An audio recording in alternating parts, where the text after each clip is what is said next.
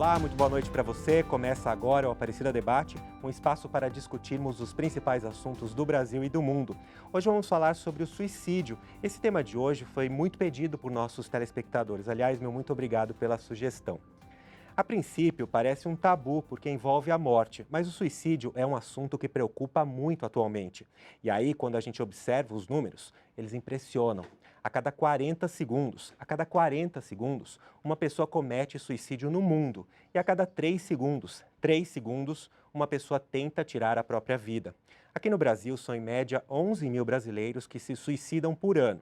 Somos o 8º país com mais pessoas que tiram a própria vida. E a taxa de suicídio entre os homens é 4 vezes maior do que entre as mulheres.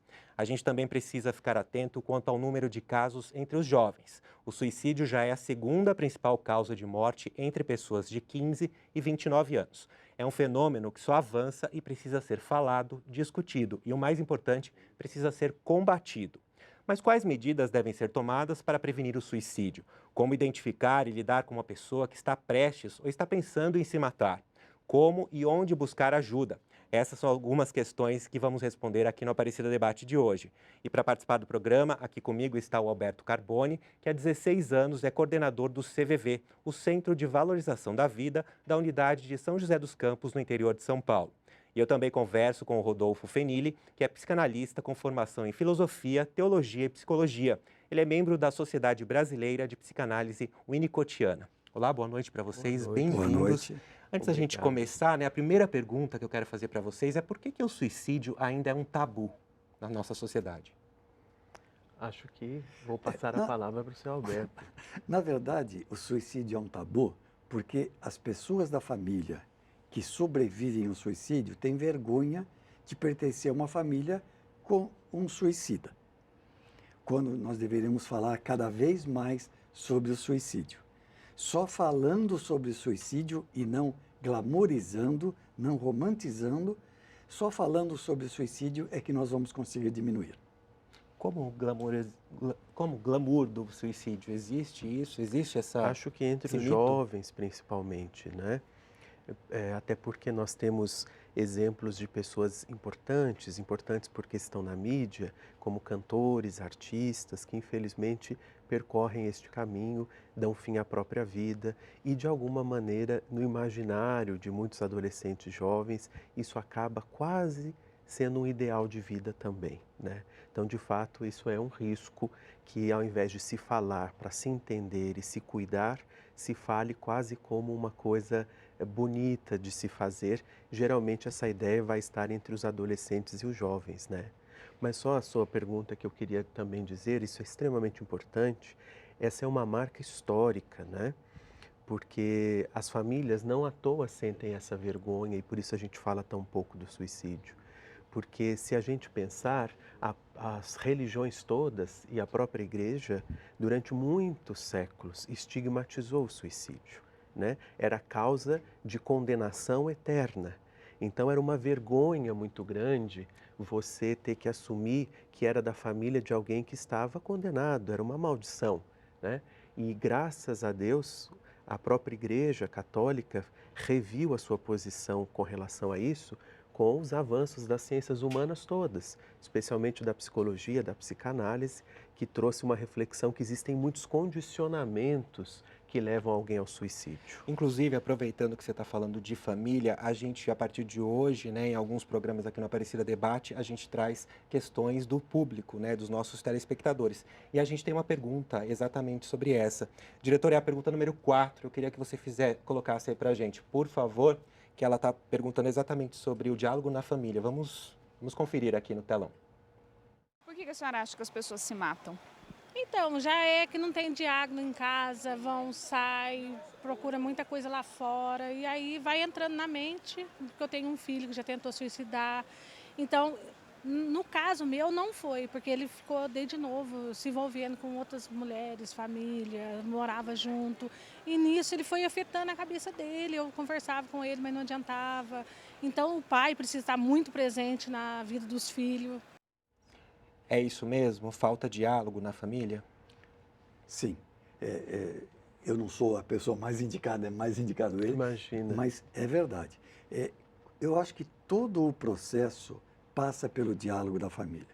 Diálogo de pai. Pai, mãe, precisam saber o que as crianças estão fazendo. É muito simples para um pai e para uma mãe entregar um tablet na mão de uma criança enquanto ele assiste televisão, porque sabe que a criança não vai perturbá-lo. Mas a criança precisa desse convívio com os pais, broncas, conselhos, né? Para que ela saiba o que é a vida. Não simplesmente ser ignorada e ignorar os problemas, né? E para você, doutor Rodolfo? Então, existem muitos fatores, obviamente, um deles, não que a causa do suicídio ou da tentativa de suicídio seja a falta de diálogo. Eu acho que a falta de diálogo pode deixar a pessoa com tendência ao suicídio, mas desprovida de recursos e de proteção, né? Porque, obviamente, que para uma pessoa chegar a tentar o suicídio ou ficar pensando na ideia de pôr fim à própria vida, ou, infelizmente, quando isso de fato se efetiva, não é por um motivo ou outro, assim, isolado. Existe uma estrutura que está muito prejudicada. Geralmente, óbvio, emocionalmente, familiarmente, socialmente. Então, o que o diálogo pode fazer? O diálogo pode proteger essa pessoa. Porque a grande maioria das pessoas que tentam o suicídio e daquelas que conseguem efetivá-lo, daí sim são pessoas que não puderam falar sobre isso com ninguém. Por isso o CVV é uma coisa extraordinária, porque é a possibilidade que a pessoa tem de encontrar alguém que escute esse impulso, que não deve em hipótese alguma ser condenado, ser moralizado, porque ele está ligado a inúmeros fatores na vida de uma pessoa. Então o diálogo pode protegê-la de não imaginar que esse de fato seja o único caminho. A gente já vai abordar o CVV daqui a pouquinho. Antes, a gente tem mais uma pergunta aqui da população. É a pergunta número 3. Diretor, por favor. Qual que é a maior dúvida em relação ao suicídio? Eu acho que eles deveriam saber procurar sobre a família, alguma coisa tipo assim, porque eu acho que essas coisas vêm desde criança.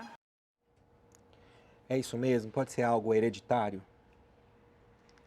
O senhor quer responder, por Na favor? verdade, não existe essa dita hereditariedade no suicídio. A depressão pode ter algumas características hereditárias, mas o suicídio não é hereditário. Se acontece de na mesma família tiver mais de uma pessoa que suicidou-se, é por remorso. Puxa, deveria ter feito alguma coisa para evitar o suicídio do meu irmão, do meu pai, mas não que seja hereditário. Não é. Agora, a gente vê uma taxa muito grande entre os jovens, até acabei falando aqui, né? Entre os jovens de 15 até 29 anos. Por que isso? Já é a segunda principal causa, né? O que leva a isso? É a depressão? Quais são os fatores, doutor Rodolfo? Então, eu acho que nós estamos vivendo um momento mundial, inclusive, né, de uma crise, e o mundo de tempos em tempos passa por períodos assim, e que aí envolve a família, envolve a sociedade, envolve a política, envolve a religião, e isso causa uma desestabilização muito grande. Então você imagina que mesmo pessoas adultas, que por serem pessoas, todos nós somos suscetíveis às transformações do mundo.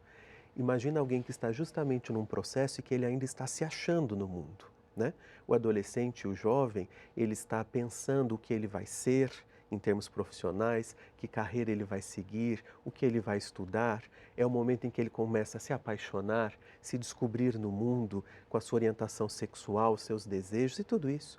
Então ele está extremamente voltado a um bombardeio que vem dele mesmo, das explosões das suas próprias questões humanas. Se o entorno, o ambiente, o mundo não consegue ser coeso e dar sustentação para que ele passe por essa turbulência de uma forma saudável, infelizmente vai ser um casamento muito perigoso. Porque todo adolescente jovem, por si só, vai passar por essa turbulência. Nós fomos adolescentes, se a gente parar para lembrar como foi, a gente sabe disso.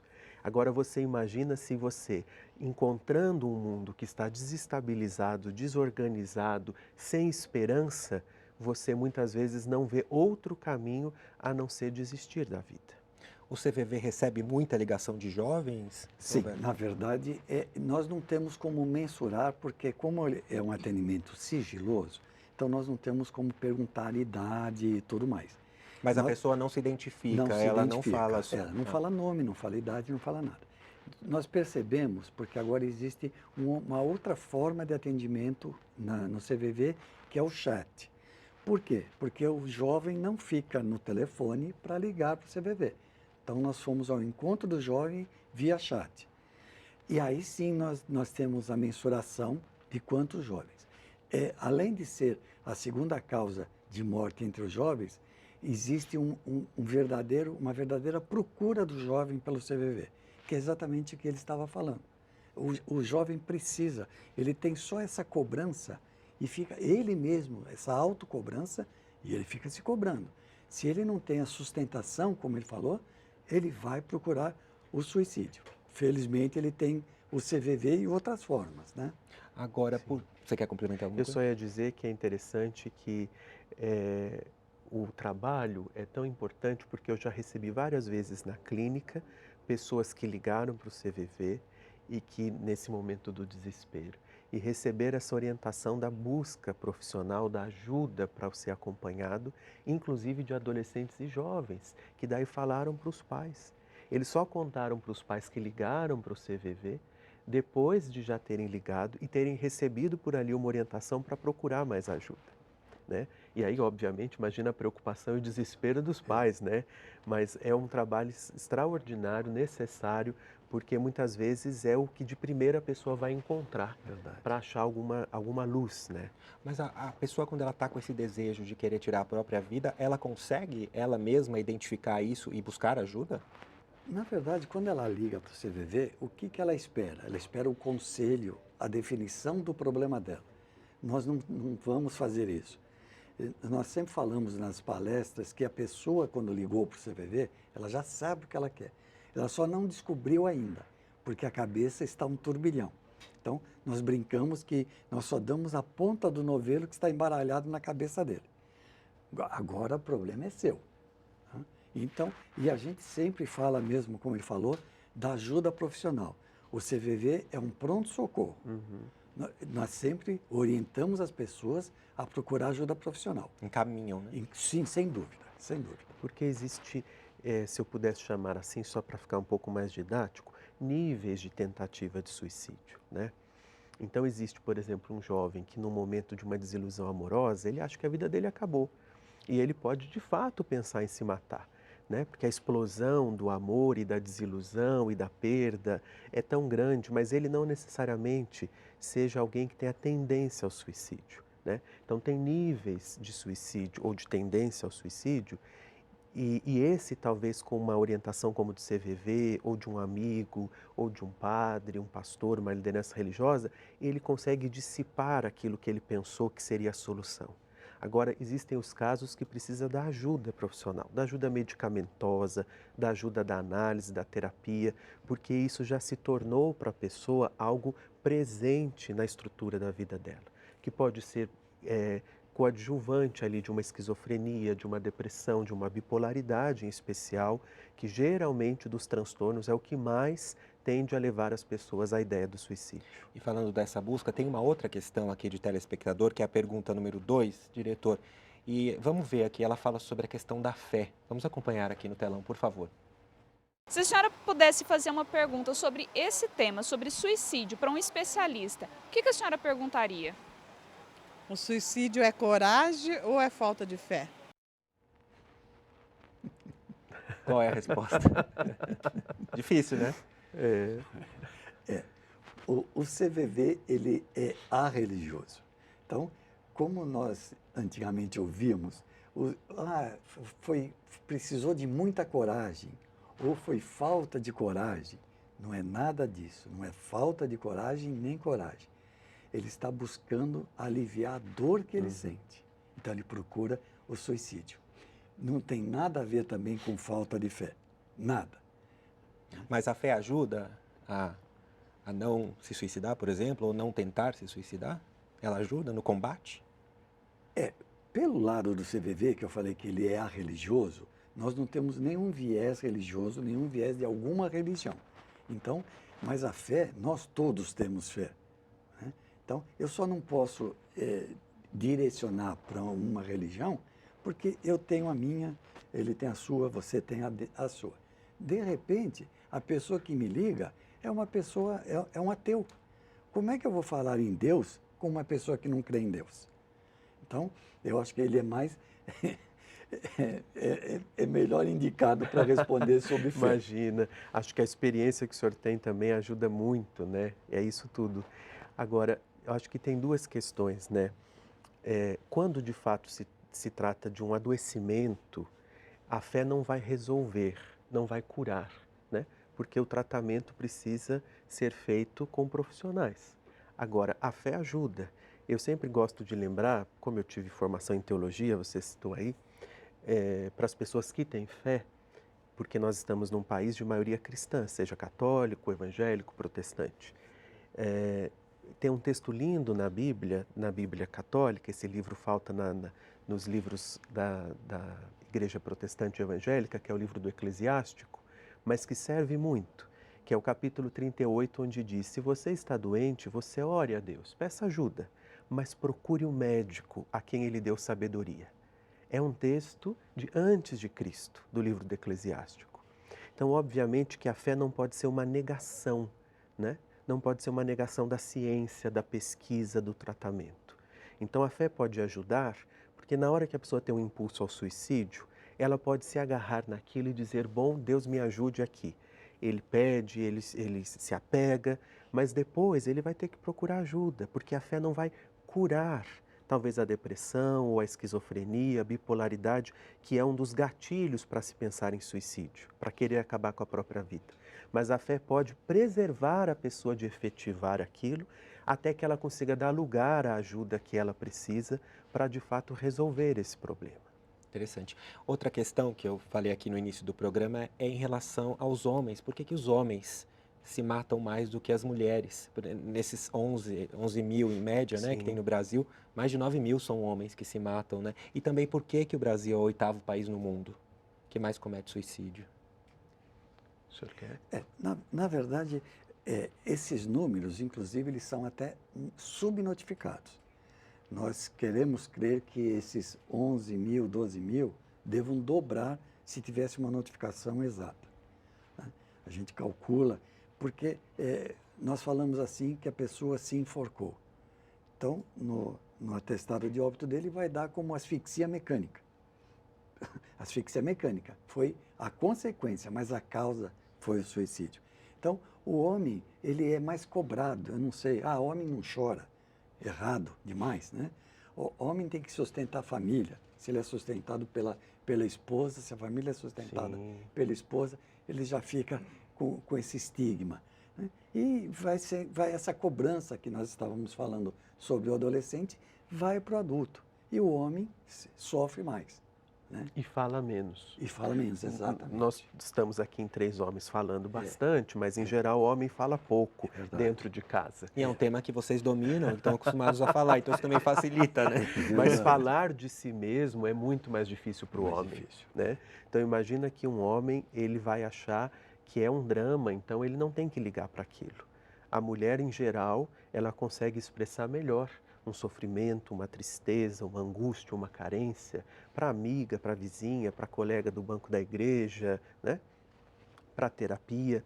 O número de mulheres ainda é muito maior que procuram terapia, psiquiatra, comparado ao número dos homens, porque eles, em geral, vão achar que é uma frescura, que eles então precisam ser fortes, que eles precisam dar conta. Só que, infelizmente, o suicídio é um transtorno emocional, né? Ele é uma doença, a tendência que a pessoa tem, se já está enraizada. E não adianta achar que é uma frescura ou qualquer coisa do tipo, né? Porque, na verdade, só da pessoa pensar nisso ou expressar isso, ela tem que estar muito desestabilizada. Muitas vezes as pessoas perguntam: quem fala que vai se matar, se mata? Porque as pessoas criaram um certo imaginário que quem fala não faz. Exato. Não é verdade. Mesmo que a pessoa fale o que ajuda por um lado, por outro lado, ainda que ela não fosse efetivar, para alguém falar sobre isso, que ela está pensando em se matar, é porque ela está em muito sofrimento. E só isso justifica a pessoa ser ouvida e ser ajudada, né? Eu preciso fazer um intervalo agora e daí na volta a gente fala mais sobre como e onde buscar ajuda, inclusive a gente fala mais do CVV, tá? Estamos de volta com a Aparecida Debate. Hoje estamos falando sobre suicídio, assunto sugerido pelos nossos telespectadores. E aqui comigo está o Alberto Carboni, que há 16 anos é coordenador do CVV, o Centro de Valorização da Vida da unidade de São José dos Campos, no interior de São Paulo. E eu também converso com o Rodolfo Fellini, que é psicanalista com formação em filosofia, teologia e psicologia. Ele é membro da Sociedade Brasileira de Psicanálise Winnicottiana. A gente terminou o bloco anterior falando da questão dos homens, por que eles se suicidam mais do que as mulheres. E as mulheres? Como entram nisso? Por que elas se suicidam menos? Vamos deixar a pergunta assim. Porque... Ou isso está errado? Não. O homem suicida-se mais, mas a mulher tenta 2 vezes mais do que o homem. E o que acontece de não, felizmente, as mulheres não suicidarem-se tanto? É pelo meio que elas empregam para o suicídio, que é um meio que pode ser socorrido ainda. Então a mulher, ela toma remédio, ou ela corta os pulsos, tá? O homem já tem um meio de suicídio mais letal, que é arma de fogo ou enforcamento. Então a mulher suicida-se menos, mas ela tenta mais. Os idosos também, né? O número é muito alto, né, entre os idosos. Por que isso? Um dos assuntos interessantes, porque no bloco anterior nós falávamos dos jovens, porque eu acho que isso fica mais evidente, que é a questão da sustentação ambiental tão necessária para que eles tenham força para dar conta dos impulsos todos que eles estão vivendo de descobertas, projetos de vida, etc. Mas também a outra ponta, o Papa Francisco fala muito isso, muito sabiamente. Ele diz que as sociedades de hoje estão negligenciando as 2 pontas, que são os jovens e os velhos, né? Ele diz que os jovens não têm lugar no mundo, no mercado de trabalho, porque são inexperientes, porque falta educação, etc. e tal. E os idosos porque não são produtivos na lógica do mercado, do capital, né?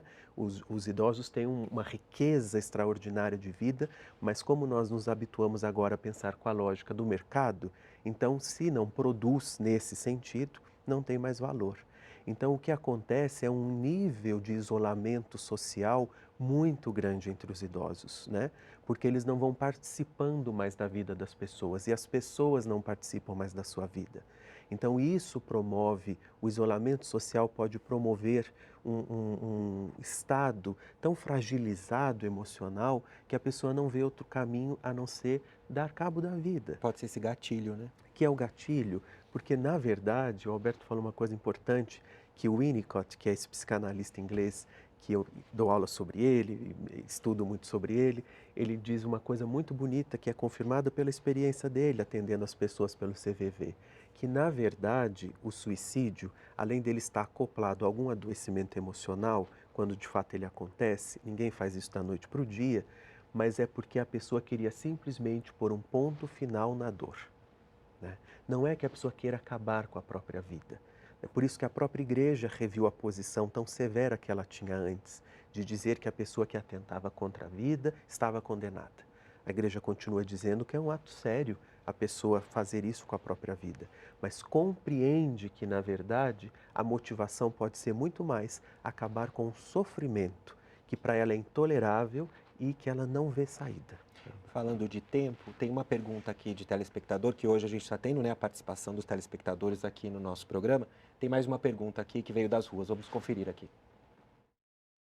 Por que as pessoas elas sentem esse desejo? Quanto mais o tempo vai passando, os anos vão passando, vai aumentando mais o desejo de suicídio. Isso é correto? Na verdade, o que acontece? Uma vez implantado o desejo do suicídio, há que se procurar ajuda profissional. Se não se procurar ajuda profissional, esse desejo vai sendo alimentado, né? Por isso é que quanto mais passa seu tempo, se não houve procura por ajuda profissional, a tendência é de que haja o suicídio. Só queria voltar um pouquinho ao idoso. Nós temos algumas estatísticas que dizem que entre 2002 e 2017 houve um aumento de 215% no número de suicídios entre idosos. E que a grande maioria dos suicídios de idosos ocorre em casa. Porque nós estamos erroneamente, achando que o nosso idoso é como um móvel de casa. Se nós acharmos que nós podemos dar cama e comida, o idoso está satisfeito. Não é, o idoso precisa de muito mais. Tanto que ele normalmente prefere ir para uma casa de repouso, porque ele vai entrar em poder contar as histórias dele. Interagir, né? Então, do que ficar em casa. Em casa com um filho que não liga para ele, um neto mal criado. Então ele prefere ir para lá. Ou então, pior, tentar o suicídio. Doutor Rodolfo, o suicídio é conhecido como uma epidemia silenciosa, né? Qual é o jeito de identificar isso de uma pessoa que está tentando existe, é possível fazer isso? Quais são os sinais? Eu acho que um dos sinais talvez um pouco mais evidentes, porque justamente é silencioso por isso, né? Eu acho que a própria pessoa demora um pouco a perceber o caminho que ela está trilhando. Não é que ela acorde com a ideia de que, bom, eu acho que vou me matar. Ela vai passando por vários estágios de desesperança, de descrença, de melancolia, de vários fatores, né? De perda de emprego, que são as coisas sociais que a gente está dizendo, de ser homem e não poder sustentar a família, até que chega um momento que ela acha que não tem mais saída. Então, esse caminho todo já é um caminho que está preparando para isso. Então, quando a gente souber que as pessoas estão passando por momentos assim, já seria interessante oferecer alguma ajuda, mesmo que não tenha nenhum indício de tentativa de suicídio ou de ideia suicida. Agora, um fator bastante importante é o isolamento. Em geral, a pessoa começa a se isolar demais, quando de fato ela começa a trabalhar a ideia de que talvez morrer seja a solução. Então, num mundo de hoje que favorece o isolamento, porque nós estamos cada vez mais conectados, olha que maravilha que é a tecnologia, né? Fazer um programa de televisão, ajudar as pessoas com isso. E no celular que a gente tem tudo. Mas tem um outro perigo, nós ainda não amadurecemos para lidar com a tecnologia. Então, ao mesmo tempo que ela agrega, ela afasta. Então, nós estamos isolados e não estamos percebendo quando alguém está isolado, porque está entretido com as 1001 coisas que a tecnologia lhe oferece, ou porque a pessoa está se isolando por não estar mais conseguindo interagir, criar vínculo, viver socialmente e porque está alimentando a ideia de se matar. Ela já vai preparando esse caminho. E, em geral, o isolamento é um fator muito presente aí. Agora, falando um pouquinho da busca, da ajuda, né? Vamos falar, quais são as atividades do CVV, seu Alberto? O CVV existe desde 1962 no Brasil, né? E de lá para cá, o CVV amadureceu muito. Então, antigamente, só tinha o telefone como meio de comunicação. Agora não, agora nós temos o chat e e-mail, que é muito importante. Só que nem todos os voluntários, eles dominam a arte do teclado. Então, nós temos uma defasagem, aí, um delay de 48 horas para ser respondida a dúvida da pessoa que nos manda o e-mail.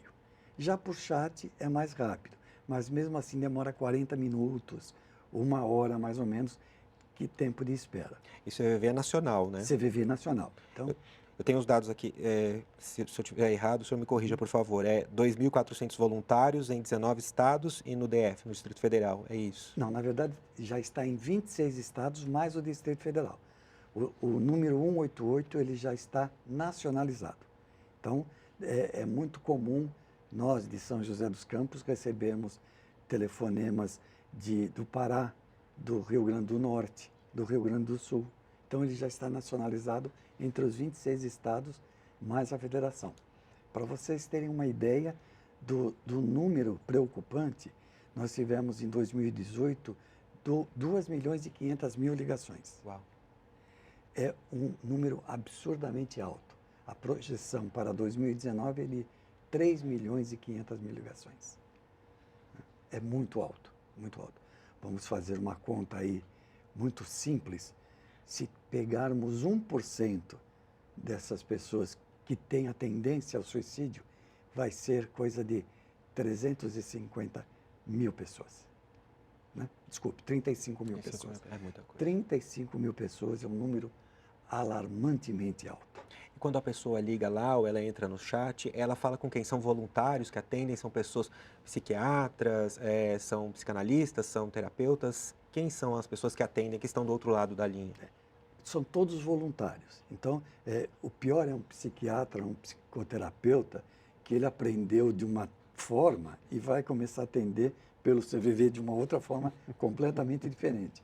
Porque claro que existem as ramificações, mas o psiquiatra, o psicólogo tem a tendência de resolver o problema. Sim. Né? Nós no CVV não. Nós no CVV vamos deixar que a pessoa desabafe e ela vai resolver o problema dela. Porque se conselho fosse bom, como diz a nossa família, né? Então nós não damos conselho. Porque o conselho pode ser bom para mim, mas não para você, não para ele. Então, de repente a pessoa me liga e eu dou um conselho, ela vai seguir aquele conselho e vai ficar pior do que estava. Então, ele é que tem que saber o que fazer. Nós só deixamos que a pessoa fique livre, sem críticas, com ameaça zero, para que ele possa desabafar sem o julgamento, porque lá fora ele está cansado de ouvir esse julgamento. Então, no CVV ele não vai ouvir isso. Por isso é que a gente consegue tirar dessa pessoa essa ânsia do suicídio. Doutor Rodolfo, e como funciona o tratamento? Dá para a gente dizer que o suicídio tem cura? Uma pessoa que tentou uma vez e conseguiu, né, sobreviveu, ela está fora de perigo? A gente pode considerar isso? Eu diria que é um longo caminho se de fato a pessoa já está mesmo planejando ou se já inclusive houve tentativa, né? Porque em geral quando há uma tentativa o impulso é grande para fazer de novo, né? Como qualquer coisa na vida do que a gente se aproxima, a gente tende a querer voltar lá para ver de novo, experimentar de novo. E é nessa muitas vezes que eu costumo dizer para a pessoa que está em tratamento comigo ou para a família que a gente também precisa estar junto, acompanhar, orientar, que às vezes a pessoa erra na mão, né? Às vezes ela faz tentativas e as pessoas vão negligenciando porque diz, ela já tentou uma vez, já tentou outra, e aí começam os julgamentos e as críticas como se fosse uma coisa da pessoa querer aparecer, chamar atenção. Isso é péssimo, porque ainda que ela quisesse, é porque de fato ela está precisando de atenção e depois porque quando a pessoa tenta uma vez, ela tende a tentar outras. E mesmo que ela não quisesse pôr fim à própria vida, ela pode errar na mão, né? E conseguir efetivar aquilo. Então é um caminho longo, mas necessário e importante, e com resolução. Geralmente a pessoa que já fez tentativa de suicídio, ela vai precisar da medicação, porque a medicação dá um contorno para o impulso, porque o impulso está ali presente. Como um telespectador perguntou, por que o desejo aumenta com o passar do tempo, né? Porque é isso mesmo que acontece. Então a medicação ajuda a diminuir o impulso e ao mesmo tempo a psicoterapia. Bom, eu além de psicólogo também fiz formação na Sociedade de Psicanálise e os psicanalistas costumam chamar de análise, mas popularmente é conhecido por terapia, psicoterapia. O importante é procurar a ajuda do psiquiatra e da medicação, a ajuda da terapia com psicólogo, um psicanalista, que vai acompanhar ao longo do tempo para que a pessoa possa se conhecer. Um pouco como a experiência do CVV, mas que é pontual. E ali ela vai ter tempo para que ela, sem julgamento, sem crítica, seja de quem escuta e acompanha, seja dela mesma, aprender a conhecer os motivos que a levaram a pensar, por exemplo, que acabar com a vida seria a única solução. Então, a remissão, a pessoa não vai necessariamente ter que conviver com isso dessa forma uma vida inteira, mas ela vai ter que aprender a se conhecer, a tratar, né, e aprender a manejar, né, o seu sofrimento. Aproveitando isso que você está falando, a gente tem mais uma pergunta de telespectador, queria que vocês prestassem atenção aqui, que tem muito a ver com o que você está falando aqui. Por favor. Qual pergunta que você faria sobre suicídio para um especialista sobre suicídio? Ai, essa me pegou. Eu tenho até um primo que ele cometeu suicídio faz um ano passado. E eu acho que eu queria saber como que pode resolver isso psicologicamente, conversando com essas pessoas. Mais ou menos o que você tinha falado, né? Eu acho que aqui, né, nós estamos até interessante, porque são dois trabalhos fundamentais, cada um no seu lugar, né? Então, o que uma família pode fazer é muito parecido com o que o CVV pode fazer, que é escutar, que é dar espaço, que é levar a sério, que é acreditar no outro, né? Não tratar como uma coisa menor, né? e depois levar para alguém que vai poder acompanhar, porque é muito pesado também para a família conviver, né?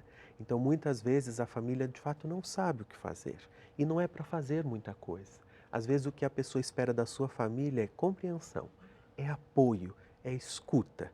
E o que fazer mesmo leva para quem pode ajudar no sentido profissional, né?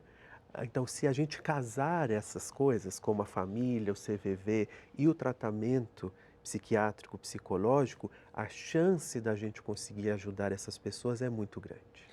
Seu Alberto, Só complementando, o pessoal tem a ideia errada de que quem quer se matar não avisa.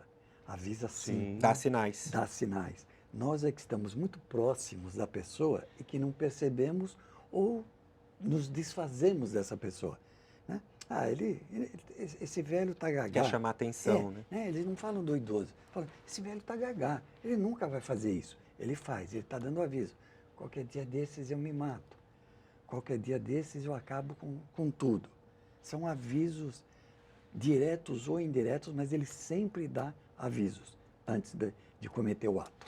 E vocês conseguem identificar isso por meio de uma ligação? Quando a pessoa liga ou ela está escrevendo para vocês lá no chat, vocês conseguem identificar isso imediatamente? Demora um tempo?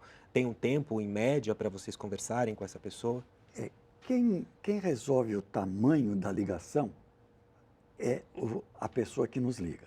É ela que tem o direito de abortar a ligação a hora que quiser.